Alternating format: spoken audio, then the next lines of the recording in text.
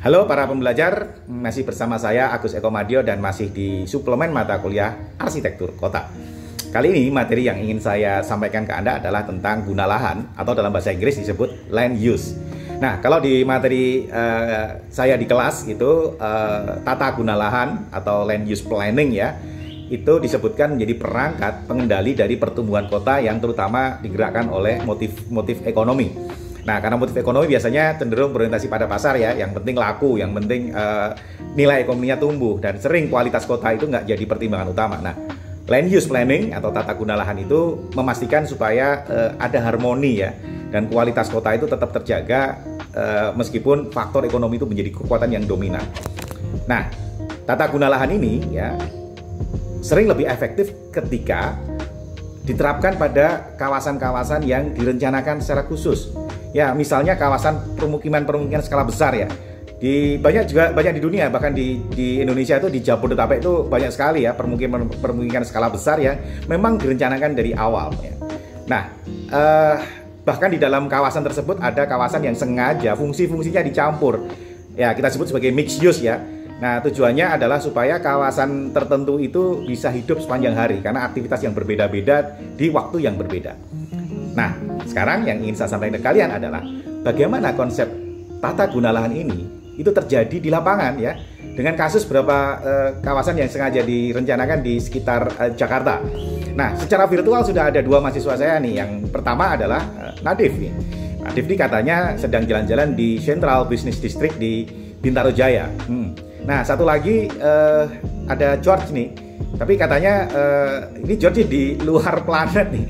Ya, nanti kita tanya aja ke George luar planetnya akan seperti apa nih. Nah, saya sapa dulu ya mereka berdua nih. Halo Nadif, halo George. Say hi to your friend please. Halo, selamat pagi atau siang Pak Agus dan teman-teman semua. Perkenalkan, saya Nadif dari Arsitektur 2018. Halo Pak Agus, saya George Michael, mahasiswa Arsitektur ITB angkatan 2018. Oke, let's go Nadif and George ya. Siapa dulu nih yang mau cerita? Oke ya. Dan saya akan ajak teman-teman nih untuk ikut jalan-jalan kalian ya, sambil mempelajari bagaimana guna lahan atau land use atau bagaimana fungsi-fungsi campuran ya, atau mixed use di lapangan. Oke ya, Nadif dulu. Oke ya, oke Nadif silakan. Oke, pertama-tama seperti apa sih CBD Bintaro itu? Nah, sekarang kita berada di Jalan Boulevard Bintaro nih, jalan arteri utama dari daerah CBD Bintaro ini. Lalu di sini sudah mulai banyak ruko-ruko ya.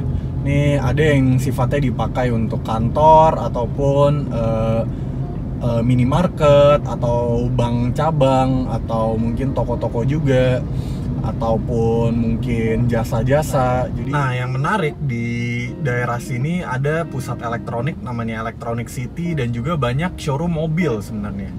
Lalu yang bangunan tinggi itu kita lihat namanya Aviary, itu adalah hotel ya, salah satu hotel yang cukup tinggi di Bintaro. Nah, saat ini kita memasuki area pusat-pusat kuliner ya. Jadi di samping saya ini ada Hero, lalu ada juga di sini semacam kafe-kafe gitu seperti Starbucks ataupun McD. Nah, di sampingnya ada salah satu tempat yang paling menarik di Bintaro, yaitu Transpark Mall. Dimana di sini ya pusat belanja atau makan, tapi ada juga tempat main gitu, hiburan anak-anak. Seperti di lantai atas itu ada roller coasternya. Nah, di samping saya ini ada yang namanya Fresh Market atau pasar modern. Ya, ini pasar untuk kebutuhan belanja sehari-hari ya. Cuma di sampingnya itu atau di sekelilingnya ada ruko-ruko yang diisi oleh tenan kuliner, salon ataupun toko-toko baju gitu. Terima kasih ya Nadif ya. Ulasannya tentang pasar lahan perkotaan itu sangat menarik ya. Jadi kita bisa lihat di lapangan how money works ya, dalam membentuk sebuah urban architecture. Nah, kalau sekarang gilirannya George nih, katanya di luar planet nih. Ngapain aja George? Oke, your turn to tell the story. Ketika memasuki kawasan ini, kita akan langsung disambut oleh ruko yang berjajar di sepanjang jalan, baik bagian kanan maupun bagian kiri. Saya juga melewati Taman Gigi sebagai salah satu landmark dari kawasan ini. Selain itu, terdapat pula Mall Grand Galaxy Park. Semuanya bisa didapatkan di kawasan ini, yaitu di kawasan Ruko Grand Galaxy. Berbagai macam promo dan kuliner tersedia, mulai dari yang paling lokal hingga yang mancanegara. Tidak lupa dengan toko kopi dengan berbagai varian nama yang unik. Bagi yang ingin merakyat, jajanan kaki lima pun tidak kalah menggoda. Meskipun demikian, tetap terdapat berbagai fasilitas pendukung lainnya, seperti tempat ibadah berupa masjid, toko pakaian, apotek, pangkas rambut, hingga tes COVID-19 yang ramai akhir-akhir ini. Selama perjalanan saya mengamati masih banyak rumah-rumah megah di sela-sela berbagai jenis usaha makanan. Hal ini pun membuat saya bertanya, sebenarnya seperti apa pemanfaatan lahan di Grand Galaxy City? Terima kasih George ya. Nah, karena ada konsep mixed use-nya dalam arsitektur kota, maka nongkrong-nongkrong ya, kayak George ini sambil nge-cafe, sambil makan sereal gitu, di pusat kawasan permukiman itu ternyata bisa menjadi tempat atau cara untuk belajar ya. Jadi oke nih, sekarang Nadif dan George kita kembali ke sini dulu gitu ya, dan mungkin ada salam penutup buat teman-teman. Nah, sebagai penutup nih ya, kalau menurut Aldo Rossi, pengembangan kota yang cepat itu menandakan bahwa efisiensi pasar lahan di kota itu sudah baik. Jadi Bintaro sudah memiliki pasar lahan yang efisien, bahkan ke depannya bisa meningkat lagi. Saya baru saja kembali dari kunjungan saya ke Grand Galaxy. Bagaimana? Menarik bukan? Barangkali sekarang Grand Galaxy bisa menjadi salah satu destinasi bagi Pak Agus atau teman-teman ketika berkunjung ke Bekasi. Sampai jumpa! Terima kasih Nadif dan George, dan terima kasih juga ya. Kayaknya saya tertarik loh nanti. Mungkin juga teman-teman tertarik untuk jalan-jalan di CBD-nya Bintaro Jaya sama pusat kegiatan di Galaxy City ya di Bekasi.